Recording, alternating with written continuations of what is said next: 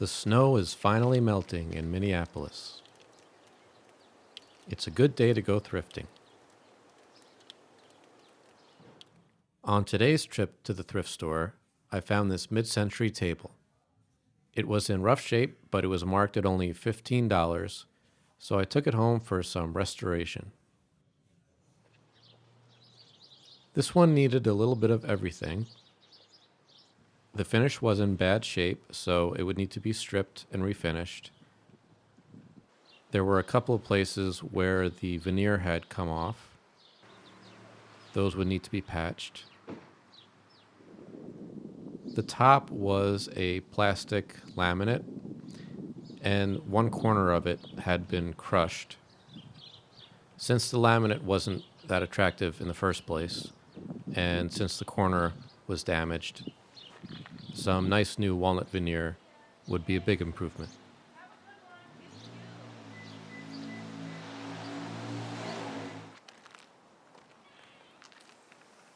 The first step would be to remove the back panel, and that came off easily. It was just nailed on. And this would make it easier to refinish the inside and also to get the top off.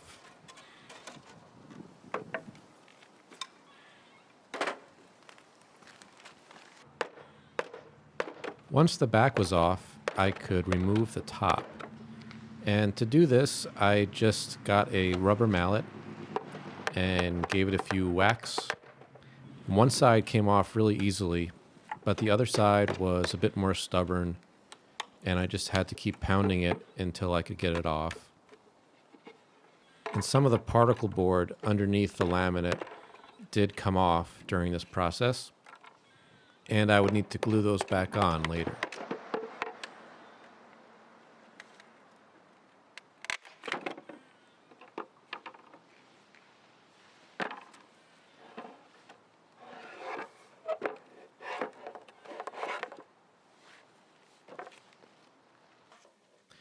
Once the top was off, I moved the piece inside and began working on the veneer patches. I started with this one in the corner, and the first step was to get a nice straight line along the ragged edge that was on there, and I just used a straight edge and a knife to clean that up.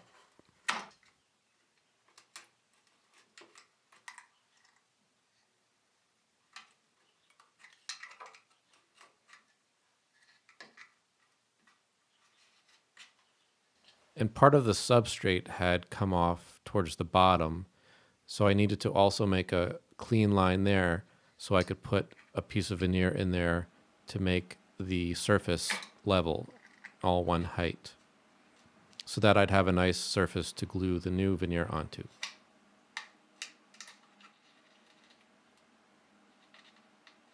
Once I had that cleaned up, I glued a small piece of veneer on the bottom so that the whole surface would be level.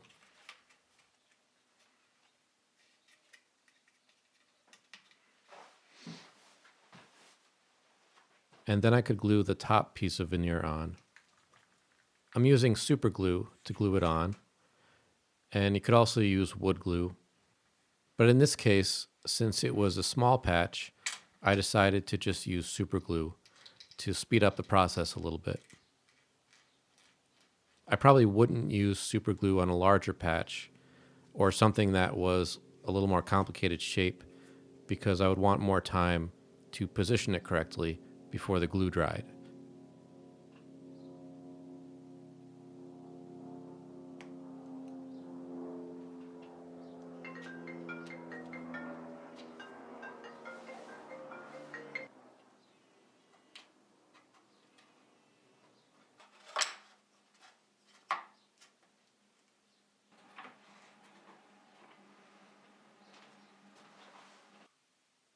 Once the glue was dry, I came back with a knife and a chisel to clean up the edges.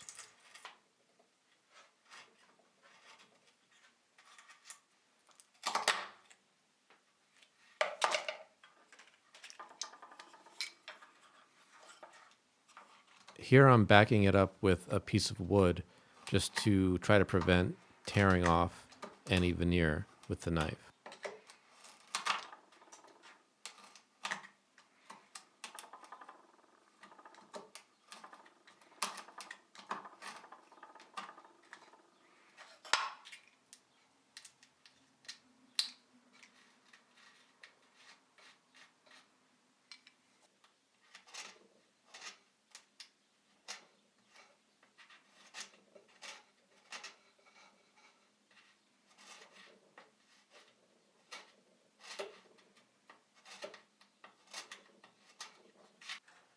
And then I moved on to the next veneer repair on the front, and I started the same way, just by cleaning up the ragged edge.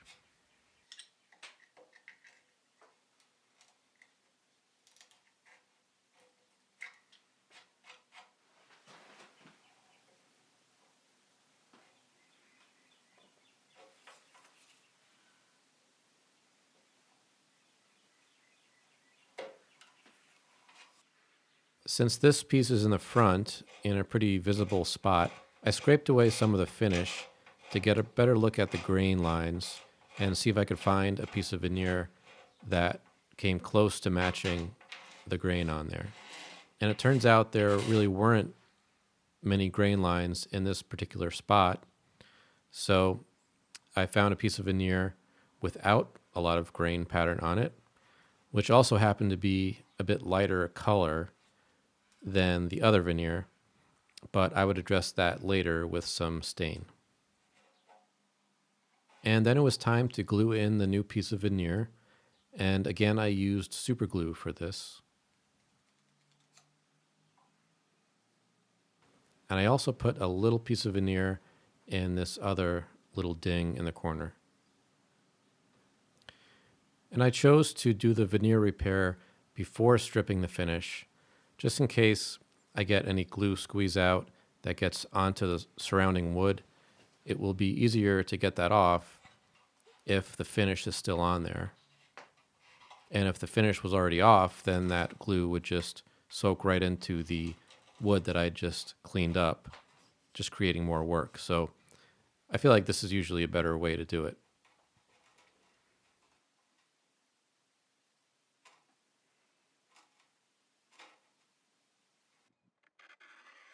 I ended up removing the finish by scraping it off with this paint scraper that has a carbide tip. And it worked really well. It took a while to get the hang of it. You have to get the angle of the blade just right, but once it catches the finish, it takes it right off.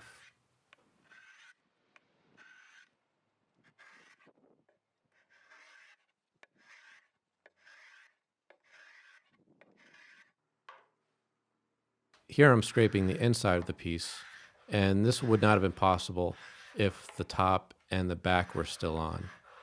So it was really important to remove those.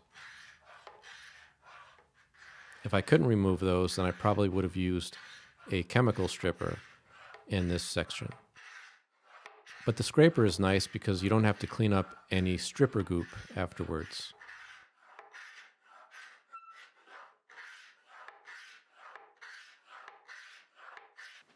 The drawer front had some damage to the bottom edge. I decided the best way to approach this would be to build the surface back up with some layers of wood filler. And in this case, I used a water-based wood filler, and it's really easy to work with, and it dries quickly. And I made sure to apply thin layers and let each layer dry before putting another layer on top. And once this was all dried and sanded and I put the stain on, I was hoping that it would blend in pretty well to the veneer. Before I applied my new veneer to the top, I wanted to repair any damage to the particle board panel. So on the bottom, I took any pieces that had fallen out when I was removing the top and glued them back in with super glue.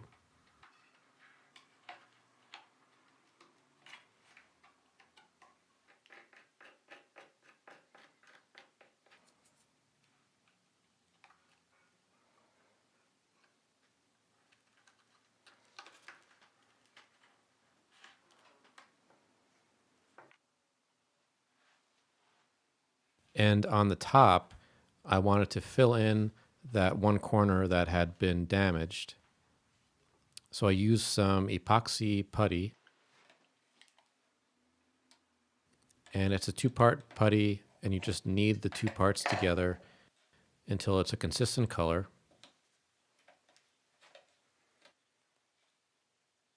And then apply it to the repair. Once it was dry, I sanded it flat. And this would give me a nice flat surface to glue the new veneer to.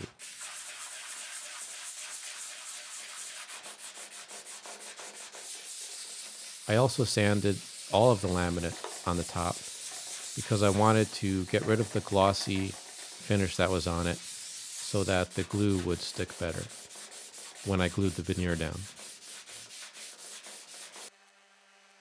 With all of the repairs done, it was then time to sand the piece in preparation for the stain. And to do this, I used an orbital sander, although you could do it by hand as well. It would just take a little bit longer. And actually, if you don't have a lot of experience with a power sander, then you're probably better off doing it by hand. It's a lot safer that way. As long as you sand with the grain, there is probably less chance of doing damage by hand than with a power sander. And I also get comments sometimes from viewers saying that I shouldn't use a power sander when I'm refinishing pieces because it will strip away the patina, things like that. But this is a mid-century piece made probably in the 1960s. It was a mass-produced piece of furniture that was made in a factory. It's not a priceless antique. It's not handmade. And I feel that for something like this, a power sander is perfectly appropriate. That's how it would have been sanded in the factory where it was made. Having said that, there are plenty of times where I choose to sand by hand instead of using a power sander. It all depends on that particular piece that I'm working on. And in this case, I did actually do some hand sanding on the narrow sides.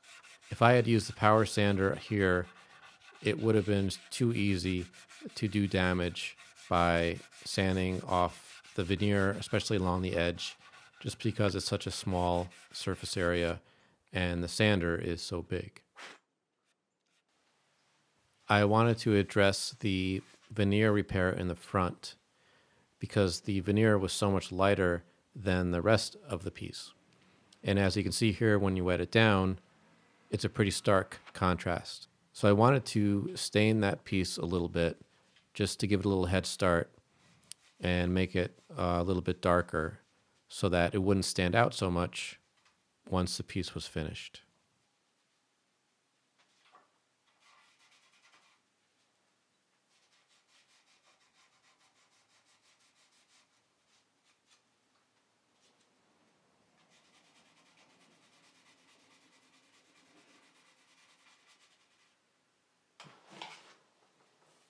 And then it was time to apply the new walnut veneer to the top. After the top had been sanded well, I applied some contact cement to the top and also to the underside of the veneer piece that was going on. You have to make sure you apply it to both pieces. And I just followed the direction on the can. Basically, you let it sit for maybe 15 minutes, and then you very carefully stick the two pieces together. And I also applied new pieces of veneer to the sides of the top. And to do that, it was the same process, but I just had to cut narrow strips of veneer to fit.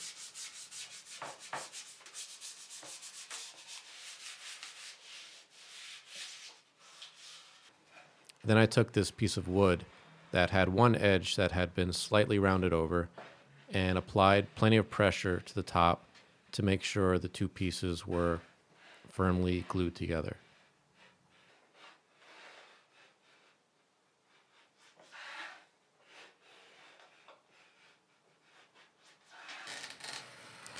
and I used a utility knife to carefully trim off the excess veneer.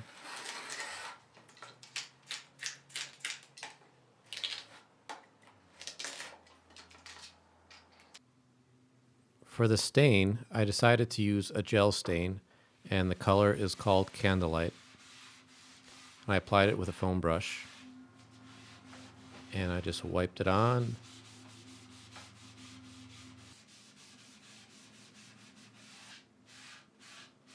And wiped it right off.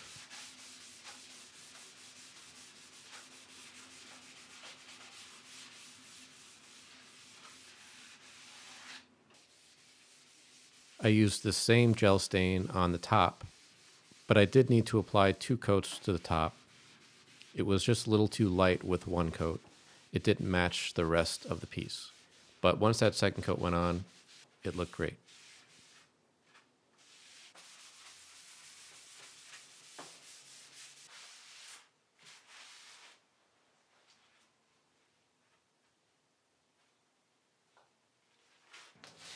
I didn't bother to strip the base because there was really nothing wrong with the finish. So to get the color a little closer to the rest of the piece that had been refinished, I first just sanded it lightly, and then I took some of the same gel stain that I put on the rest of the piece and went over the base with that. And I went over it twice. And after that had dried, it looked pretty good. It matched the rest of the piece well. Once the stain was dry, then I applied the top coat, which in this case is a satin wipe-on oil-based polyurethane. And I still hadn't put the top on at this point because it was just a lot easier to access the inside of the piece without the top on.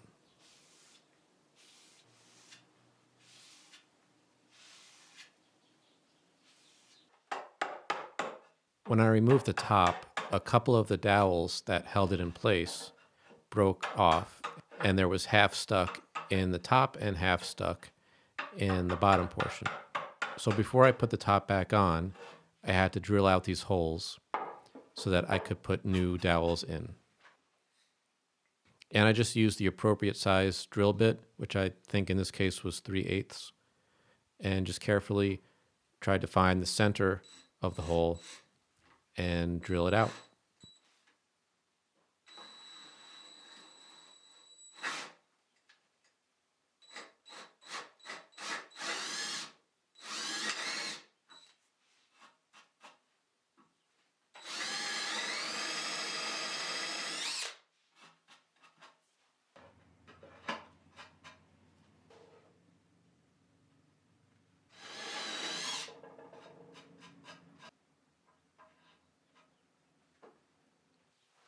Once the finish was dry, it was time to put the top back on. To glue the top back on, I decided to use epoxy instead of wood glue. And this was because the top was made of particle board, and the particle board was not in very good shape in the dowel holes where the dowels would need to be glued to hold the top on. So I wasn't too confident in wood glue making a good bond, so I used epoxy, and the epoxy would fill in any gaps that were there. And I made sure to only apply epoxy to the dowels. I didn't apply any glue to the top edge of the sides. So that way, if in another 50 years somebody wanted to remove this top, it wouldn't be too difficult to get off.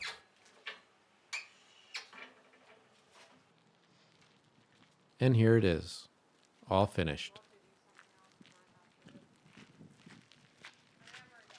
Actually, it looks like I forgot to nail the back panel on.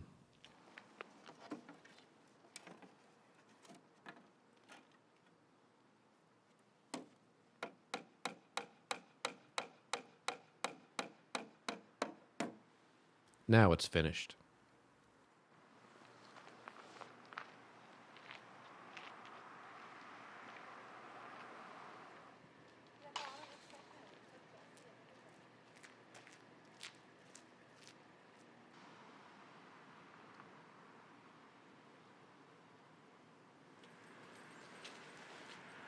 Thanks for watching.